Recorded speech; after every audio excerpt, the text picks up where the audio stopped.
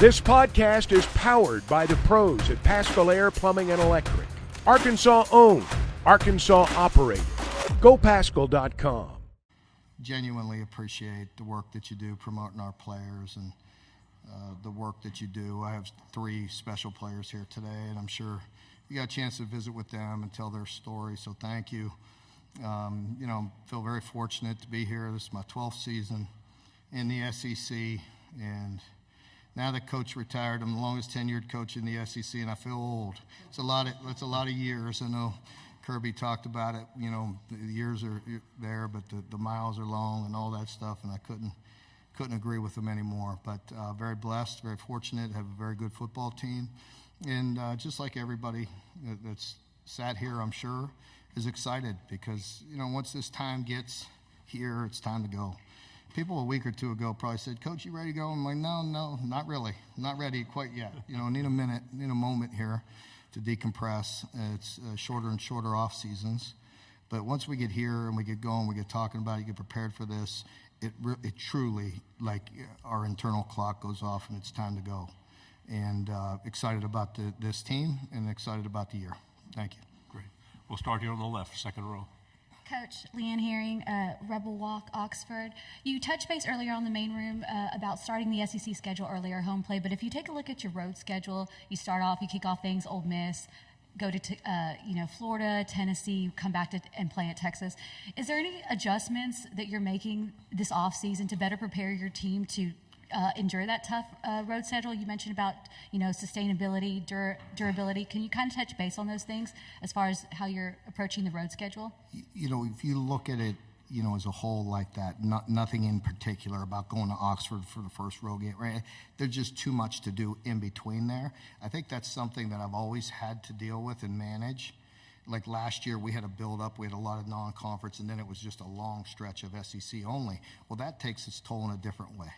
You have to be prepared for it all. I think we constantly look at ways. I've been into sports science for a long time, probably too much early on. And so you look at things to prepare your team the best way you can.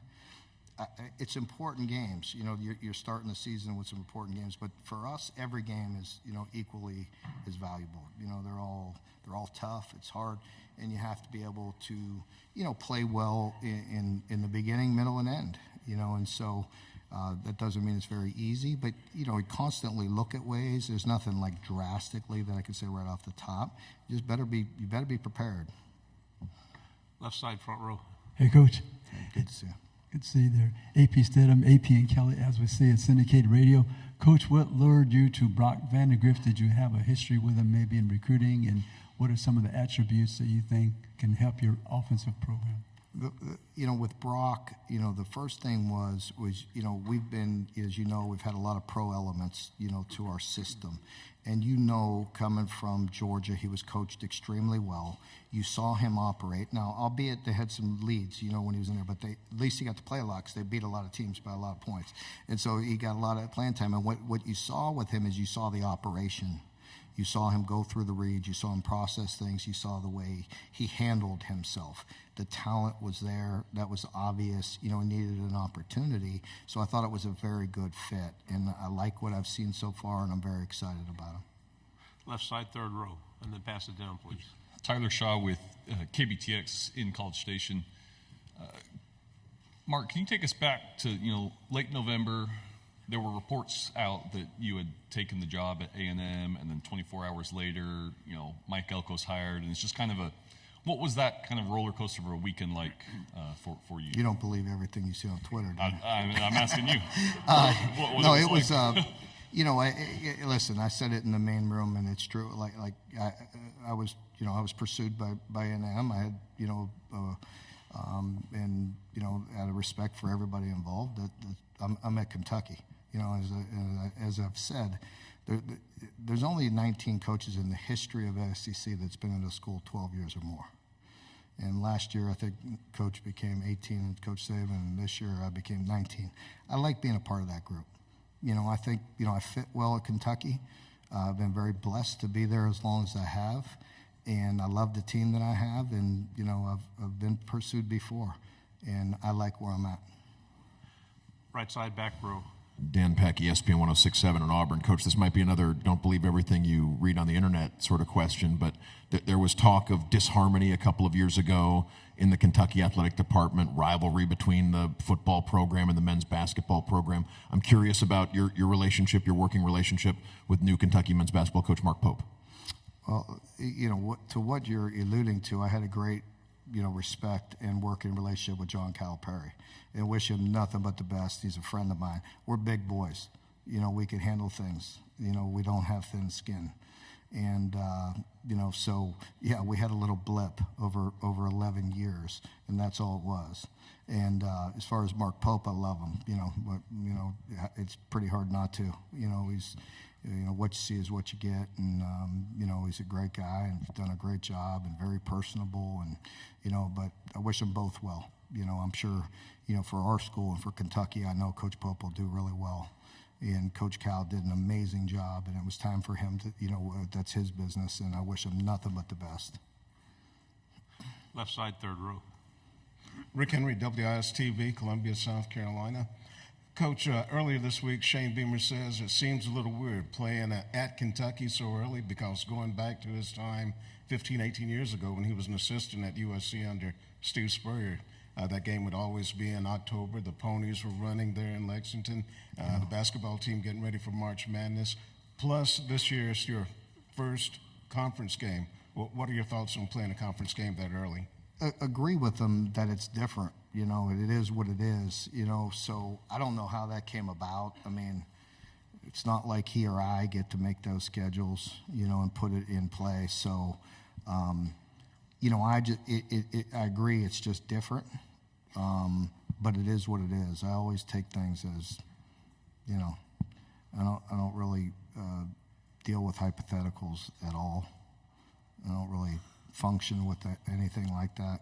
So, I just know it's game 2 at our place, and it's a big game like any SEC game, any game, for us. Both schools. We have tough schedules, usually pretty evenly matched in a very good game. And so it'll be a big game in game 2. Right side, third row. Derek Peterson, Saturday Down South. It's an interesting time in the SEC in that Oklahoma and Texas are joining, so everybody's job gets a little bit tougher, but also the college football playoff is expanding, so I guess the margin for error is maybe a little bit better than it was before. With a 12-team playoff, how does that affect a program like Kentucky? Well, I think for a lot of us, it'll put some importance on some games late in the year. We all want to put ourselves in a position, to be in that conversation. And, I think what you're going to see, whether it's Kentucky or any teams, that you're going to see a lot of, games that are like playoff games late in the year. And I think people will like that, and I think it'll keep a lot of people engaged, so we will see, right? You'll see, I'll see, it'll be totally different. But for us, you got to just stay in that, you hear it all the time from every coach here, but it's true for us. We could only control what's right in front of us. And, that approach won't change. Right side, back row. Auburn makes a visit to Kentucky in October. You and Coach Freeze have both coached a lot of SEC games. I'm not sure how often you've faced each other with division play and the differences in the schedule. How familiar are you with Coach Freeze? What's your relationship like with him? Yeah, I really like Hugh, and good person, good guy, and he's one hell of a coach, just like everybody else in this league. And so, there'll be a lot of tape in between there, a lot to look at, and tweaks and changes and things like that. But I know he's a very good football coach, and always a challenge playing them. Go right here in the front row. Coach, you have some veteran wide receivers. What would you like to see from them this year, bringing in Brock Vander? Yeah, I think, the big thing for those guys is 2 of the guys that have been starting for 2 years, they're just going to be true juniors. So last year, I think everybody, including them, it's like, you have your little success as a freshman, and you just think it's just going to roll out there and have the success that you want. So I think just maturity, they've worked really hard. I'm very proud of them. You know, going into their third year, you know, you add a guy like Jamori Macklin, you know what I mean? He's got a lot of reps under his belt and a good player inside. And so I feel like, you know, amongst some other good wide receivers. So I'm excited about that group, and have a new receiver coach in DeKeel Shorts, and he came from Houston, and he's a young guy but he's very demanding. He's a guy that has a good relationship, but he's no nonsense. He's business, and he works hard. The guys respect him. So we need to make a jump in that room. Two final questions here in the aisle, then in the back. You mentioned it in the main room and again just now. You've been at Kentucky for a long time. You're not going to stay at the SEC for a long time if you don't have something that's sustainable. So you've built a sustainable program. What are some kind of tenets that have to be in place to have a sustainable program here? Well, you got to have great support. I mean, you're not going to do this alone. You know, you got to have great support from your administration, you know, and I've been blessed with that. And, you know, so the resources have to be there. You have to be able to, you know, have great people around you, great administration, great fan base. And, you know, for me, it's just being authentic, you know, being who I am. You're not going to fool anybody for 11 years. You know, you're not going to fool your team, media, people, you know, fan base, you know, and I've never been that way, you know, like me or not, you know, it is what it is. And I always feel, you know, I always try to treat everybody with the respect that they give me. And, you know, and it's been a great relationship. And, you know, I've been fortunate. A lot of good coaches, a lot of good players through there. And, you know, I feel like, you know, ultimately, and it's not just speak, you know, you're proud of the way you affect young men's lives and help them be successful, not just in the NFL, but the thing we're all striving for is just affect their lives and, you know what I mean, have them be successful people. Final question. Gabriel with the UK Sports Network. This kind of follows up, Mark, on what you just mentioned. Upstairs, you talked to us about what the three guys you brought mean to you and your program. Well, in this room, they were all asked what Mark Stoops means to them. And they talked about the fact that, fundraising aside, you were always there for them. One of them called you a second uncle and things like that. What does that mean to you? It means everything to me. You know, that's what we're here for. You know, when I sit behind my chair in my office, I tell them, I sit in that chair for them. You know, I'm blessed to be there, blessed to be the head coach, you know, but I work for them. You know, yes, you know, we have to lead. We have to put them in a position and give them guardrails and, you know, give them the you know, the food to be successful, you know, and the medicine to be successful. But I work for those players. I love them. You know, I'm here to help them in every way I can. And, you know, I'm glad they still feel that way about me because I am the only thing I'll say negative, really, I think all day I did a pretty good job. The only negative thing I'll say is that in this world, it does take me away from them. My job is to be there for them. And I am distracted with raising money. And that sucks. You know, and some people don't have that problem. I do. And so what? That's my problem. And I'm addressing it. I'm working on it. But it does take me away from the players that I love. BetOnline is your #1 source for all your betting needs. Get the latest odds, lines, and matchup reports for baseball, boxing, golf, and more. BetOnline continues to be the fastest and easiest way to place your wagers, including live betting and your favorite casino and card games available to play right from your phone. Head to the website or use your mobile device to sign up today and get in on the action. Remember to use our promo code BELIEVE, that's BLEAV, for your 50% welcome bonus on your first deposit. Bet online, where the game starts.